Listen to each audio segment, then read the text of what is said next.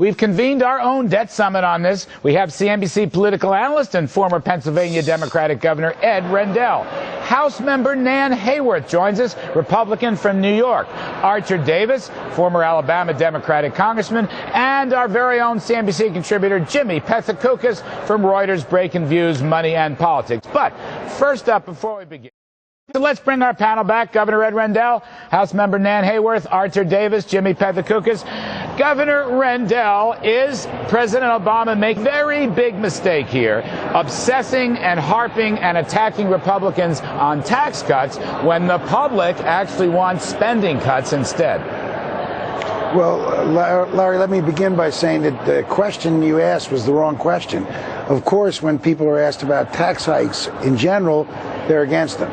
The president has said that 80% of Americans are in favor of increasing revenue, and that means cutting and closing tax loopholes, making sure that 38% of American corporations don't pay zero income tax. There's an overwhelming majority in favor of raising revenues that way, not tax hikes, but by closing loopholes. Well, but that's not what he said. I agree with you, he Governor, said revenues. That's not what he said. No, he came right out and used the T word. Come on. Nan Hayworth, you're in the Republican leadership. What is your take on this? And by the way, Nan, if the president says that we are on the verge of a catastrophe with interest rates in the economy if we don't get the debt ceiling done, why do you think he was attacking you Republicans as being unserious? In your caucus, did that help get us a debt deal? No, Larry, that's not going to help us get a debt deal. That is going to actually push the president ever more toward owning this debt in its entirety. Just as, frankly, he owns this economy. We are working steadily in the House Republican Conference toward a responsible approach to our debt that features, yes, spending cuts. Cut, cap, and balance is the theme that we're taking for the short and the mid and the long term. Americans know, and the statistics prove it, the polls show it. They know what a tax increase means. It means less working capital in an economy that desperately needs working capital for 14 million Americans who are now out of work and looking for jobs. The president's stimulus has put more of them out of work. Does everyone forget 1993 when we raised taxes on the top 2% and we created 25 million jobs in the next 7 years? There was so much in between. I mean, but they weren't a job killer. It wasn't a job killer. Let me jump in for 1 second. Ed Rendell, can I voice my displeasure? You're a good man, but I got to tell you, why is it that all of you always say that the tax hike of 93, which caused the Democrats to lose Congress, and then Clinton lowered the capital gains tax in the second term by 8 percentage points, which sparked the boom? Why is your memory always so selective, Governor Rendell? It wasn't a job killer. It wasn't a job killer. You can argue. Larry, let me jump in for 1 second. That economy was growing. That economy was growing for almost 12 quarters before that tax increase. Let me. All right, one at a time. Archer, Larry, let me jump in. Archer Davis. It didn't kill it. Larry, let me jump in for 1 second here. 25 million jobs. Go ahead, Arthur. Larry, let me tell you what's wrong with this conversation from the perspective of most people who are listening to it. We're arguing about either the Bush policies or the Clinton policies or the 2010 elections. Let's see if we can have an argument about what the future ought to look like. And I don't know about the president's 80% number, but I think 100% of Americans want to know one thing. What are we doing to create jobs? The only thing we ought to grade this tax code by right now and provisions in this tax code is whether or not they encourage job creation, whether or not they encourage growth.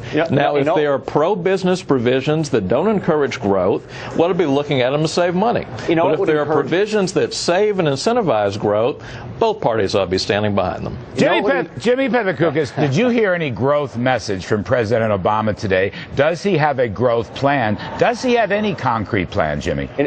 No, it was funny. Someone asked him in that press conference, why didn't you support the plan of his own debt commission? You remember that plan, which would have gotten rid of a lot of tax deductions, but would have lowered the top tax rate to as low as 23%. You know what the president said? Well, it cut defense too much.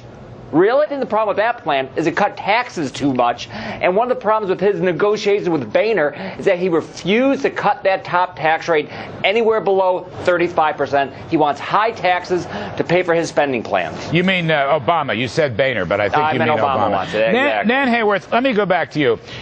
You all are going to unveil cut, cap, and balance. Yeah. Right. I know that makes a lot of sense. I personally favor it a lot, but you know it's not going to go through. This is a symbolic vote. What are the Republicans going to do, Nan? There is an issue here, a government shutdown issue, a debt default issue. When will there be a compromise? For example, Senator Mitch McConnell's so-called Plan B approach. Is there going to be a compromise? Are we going to get a debt ceiling increase through?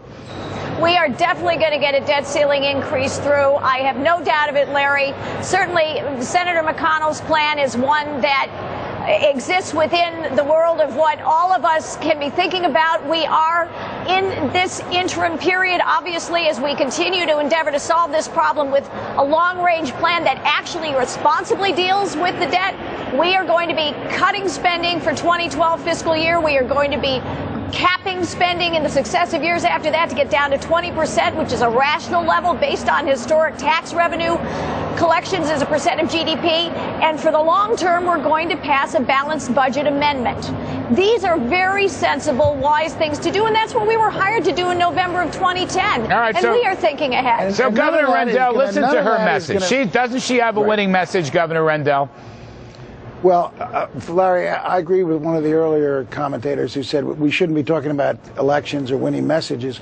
We ought to talk about what's good for the country. And everybody knows we are not going to get rid of this deficit without some revenue increases. And unless we face that honestly and forthrightly, that's a political calculus, Governor. That is not an economic calculus. That is a political. That is completely not true. Every economist you talk to says you cannot do this without revenue increase. Hang on a second. Let me jump in again. I want to go to my friend. I want to go back to by the way, that's Larry's let me jump in I want to again. go back to my friend Archer Davis. Isn't that your position? Hang on a second. Isn't that your position? What my position is, I want to ask Archer Davis. Archer, why not President Obama with a clear tax reform message, which came out of Bowles-Simpson?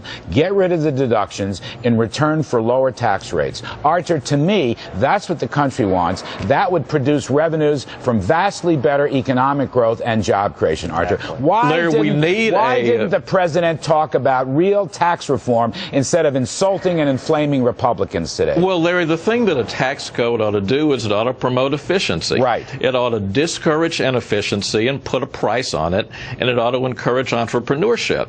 And I don't think what I just said, by the way, is the Republican playbook. I think it was Bill Clinton's playbook. Right. I think it was Jack Kennedy's playbook. And when Barack Obama is at his best talking about these issues, the 2008 campaign, it was his playbook as well. Jack Kennedy was the first supply side. What frustrates me so much, and one of the reasons, frankly, I don't miss Congress so much, is that you have this incredible divide between Washington and so many people who are living their ordinary lives right now.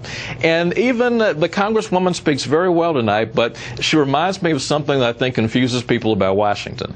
She talks about the fundamental disagreements that are at stake, and then the next breath she says, but we're going to come to an agreement and get something done.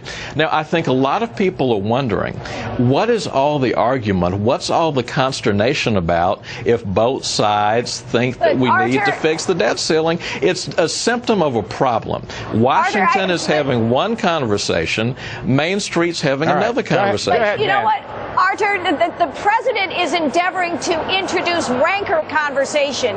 He is trying to induce hysterics. That is not productive, and it's not needed. Let's have both sides take the rancor out. And there's a way to do it. The way to do it is for both sides to agree to give up some things that their base cares about. Let me talk about my side for a moment. Democrats have to acknowledge that the way we finance Medicare is in some ways very unprogressive. It has all the defects people complain about with the tax code. We need to do something about that. It'll make Medicare fairer, it'll make Medicare more efficient, and it will also save some money. And my Republican friends need to acknowledge that. How come we are this close to this deadline? And now today, for the first time, the president, in kind of a roundabout, serpentine way, actually said, well, maybe I'm willing to raise the Medicare eligibility age. At this late date, he had to have it forced out of him. He has not moved very far on entitlement reform at all. Well, let's not make it a blame game. Let's give credit credit where credit is due. See, that's my and let's problem. try to have more credit. Archer, let's try to have more Archer, Democrats and more Republicans. Hang on a second, man. I want to go back to Ed Rendell. Ed Rendell, I think what you got here, among other things, from President Obama, is a message problem. He doesn't know how to massage the other side. He doesn't know how to do business with the other side. He was rancorous, to use, I think that was Archer's term. And that was not Bill Clinton. Bill Clinton knew how to do business. Ronald Reagan knew how to do business. President Obama inflamed passion today in the wrong direction, Governor Rendell. That's a problem you have on your side of the aisle. Right, and Ronald Reagan did know how to do business because he compromised, and as I recall, he raised taxes 6 separate and distinct times. I know, but I'm talking about his style. His style, he could get business done. He could get business done with Tip O'Neill. And Clinton learned how to get business done with the Republican Congress. I'm concerned that he really cut spending. President Obama doesn't know how to get. He spent most of the press conference attacking Republicans, Ed. It doesn't make any sense to me at all. Yeah. We're only a week or 12 days behind. Well, Larry, the fault, frankly, doesn't lie with the president. It lies with the base of both parties. The base of both parties dominate American politics. And President Obama was speaking to his base today. Well, Eric Cantor, my good friend, was speaking to his base the other day. Do you think he's going to get a challenger? Do you think he's going to get a primary challenger? Get past the base dominating American politics. Let's get back to where we were not so long ago, where the most responsible thing you could be was someone who could work with both sides, not someone who the best had a shot. Man, I'll give you the last word. I got to get out. I got to get out. We're out of time. The president and our conference speak to both sides of the base. We have to, or we're not going to resolve this as productively and constructively as we can. All I'll say is it's the key word, Larry, the key word is compromise. Both sides have to compromise. Yes. Republicans are going to have to give on revenue if we're going to do the other key word, Governor Rendell, you are a much better politician. The other word is independence. Independence. And right now, they want spending cuts. Anyway, we got to leave it there. Governor Ed Rendell, as always, thank you. Great to see Congresswoman Nan Hayworth, Archer Davis, and Jimmy P. Of course, we're going to continue to monitor this story all next week right here on the Kudlow Report. Up next this evening.